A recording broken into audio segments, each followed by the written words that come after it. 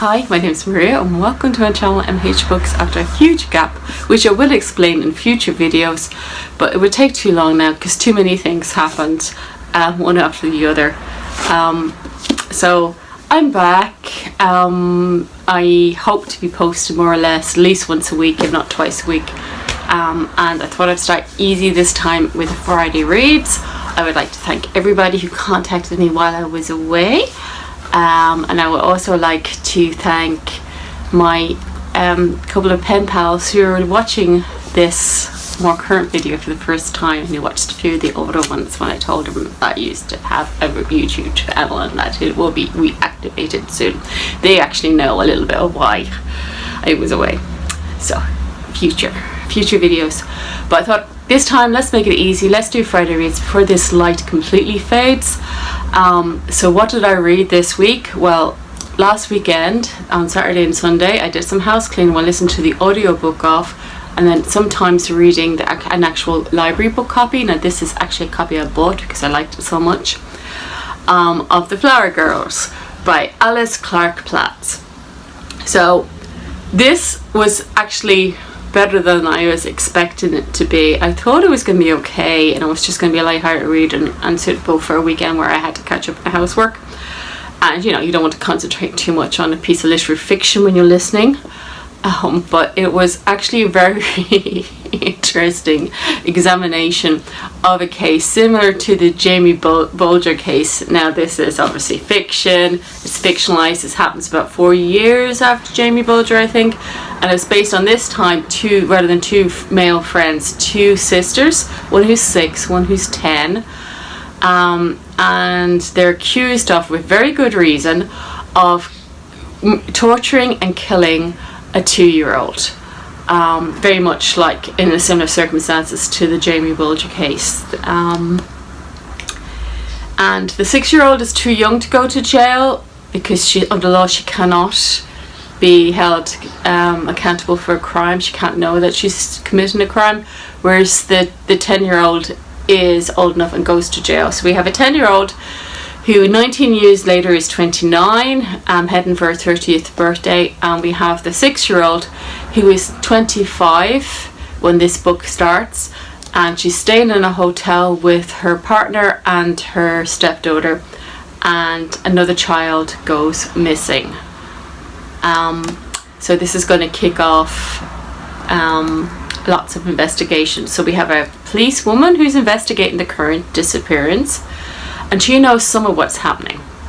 And we have the uncle of the children who defended the oldest daughter and is still trying to get her out on parole, and he knows some of what happened. We have this auntie of the child who was murdered, and she knows some of what's happened. She's trying to make sure that the oldest flower girl stays in jail. And we have a missing one of the people who have the pieces. Who is it I'm missing? Oh, I can't do this anymore. Okay, it was the author.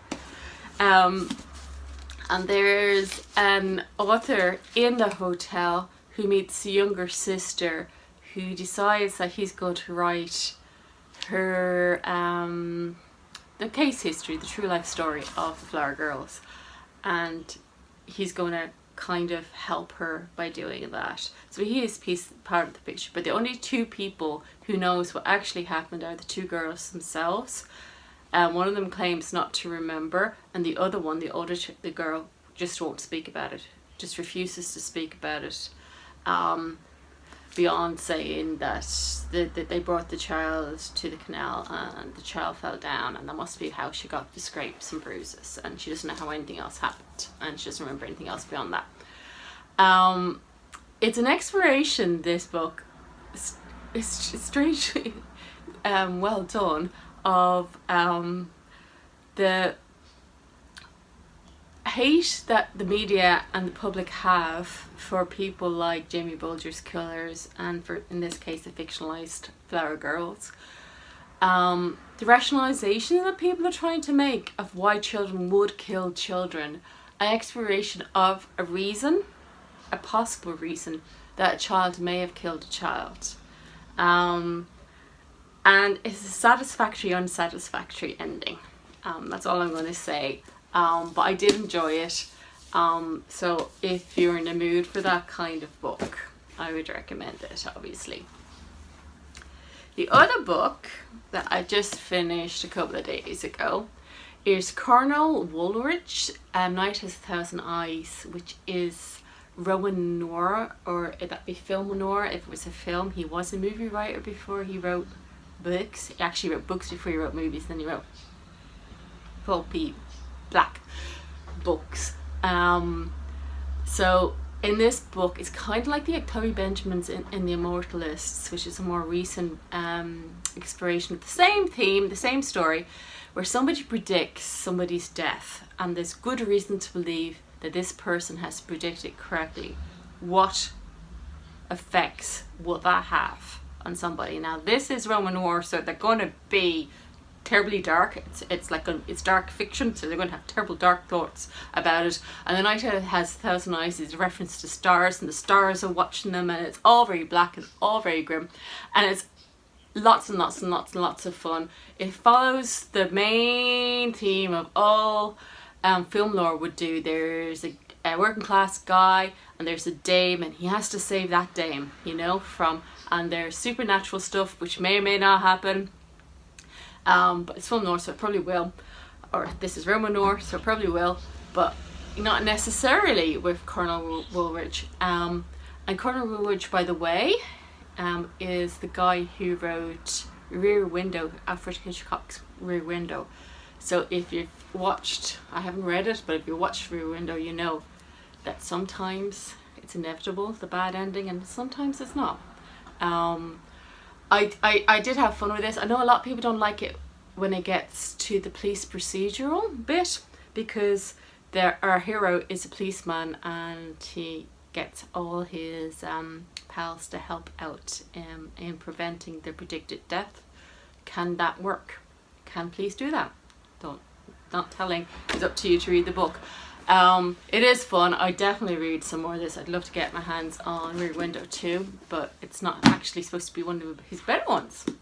So looking forward to get my hands on other copies of this. I'm looking out for it in second-hand shops. This, by the way, is a library copy, so it's going back tomorrow, and it belongs, so if somebody's in South Dublin County Council, it's one of their copies, so you'll get it quicker. If anybody in Ireland can order that. What I'm reading at the moment, this one's interesting. Actually, I might just stop you there. I was talking and I wasn't recording. Okay, I went out for a little second because I am reading this book and it's reminding me of another book. It's The Auctioneer by Joan Samson. It's a 1976 copy of a 1975 published book. My little thing from the library fell out. I'm on about the 60th page at the moment, and it's a Cork Library book, but it was actually ex-Belfast library stock. There you go. All the information you could ever want about the actual physical book. It's pretty badly stained too. There's some stains all over it actually. Don't know why I'm showing you the stains, but hey, you know. See? Stains.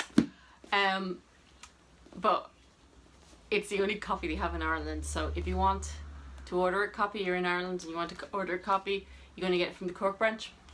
And it's a little bit stained, but it's so far a pretty good book.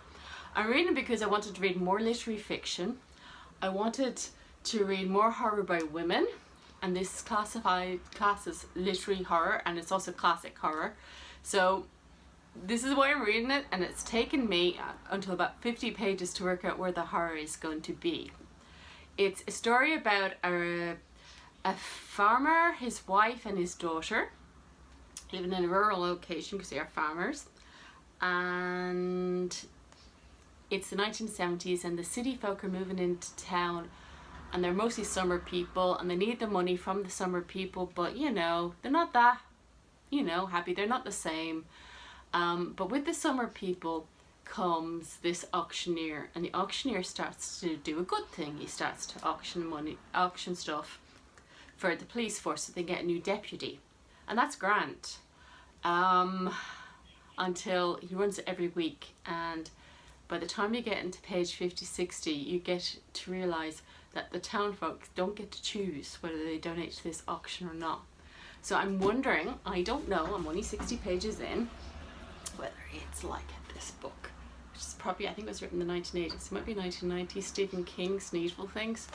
For those who read it, wondering, they probably see why somebody moves to town that sells evil things. In this case, the things themselves are evil. In this case, I think it's the auctioneer himself who's evil. But yet to see where the horror is in this. But really intrigued. So really enjoying this one so far. The next one, unfortunately, I'm not enjoying this much, and it has a waiting list in the library. And I have in this thing, I've read 170 pages. There's about 470 pages in this one. Yeah, there is 472. And do I keep reading? It's good. It's not like incredibly bad or anything. It's just not as good as I was expecting. And that's The Night Tiger by Yangsze. Choo. I'm so sorry for wrecking your name. That's not nice. If somebody can pronounce that for me, that would be great. It says in the front, it's a sumptuous garden maze of a novel, and they say a tiger that devours too many humans can take the form of a man and walk among us. Yes, and that's what the book is about. It's about 5 children. We haven't met one yet. I'm 175 pages in. We met, but their names is a matched set. And so far we've met 4 of them. 2 of them are twin brothers. And one of the twin brothers is about 11 at the moment, and he is looking for a finger of his dead master because he needs to be buried with the finger within 44 days under Malaysian belief systems. So yeah, you know, your whole body to be buried with. The other one is stepsister and stepbrother, and the stepsister has been working as a dancing girl in a dance hall, and she has picked up a finger from a client, and is desperately trying to get it back to somebody so she doesn't have it, because let's face it, having a finger is freaky. And it's full of magical realism and the belief system of where tigers and whether, you know, people become tigers or tigers become people, and that's about as far as I've gotten. I believe it's more from people who've read a bit further, that where tigers are tigers that pretend to be people every now and again in order to kill humans. I haven't gone that far to confirm that, but that's what it is about. But it's taken an awful long time to get there, and which is not a problem normally. I don't mind slow-paced books, but I don't know, I'm just not gelling hugely with these characters and caring enough. The prose isn't pretty enough. There's nothing keeping me with this slow pace at the moment. So I'm wondering whether I'm going to finish it or not, because there's a queue in the library. Yeah. So I don't know. So if you read it and you think it gets better, tell me. But you'll have to tell me before Monday, because I'll bring it back to the library by Monday if I don't like it. So there you go. I have done my first Friday reads in about 4 or 5 months. I don't even want to look. I have been catching up watching people's videos. If I haven't commented on yours yet, I will soon. If you like it, put comments down below. Thank you very much. Thank you very much for coming back and watching this after this big gap. If it's your first time, hi. I usually don't have gaps, and I hope everybody has a nice Friday. Bye now.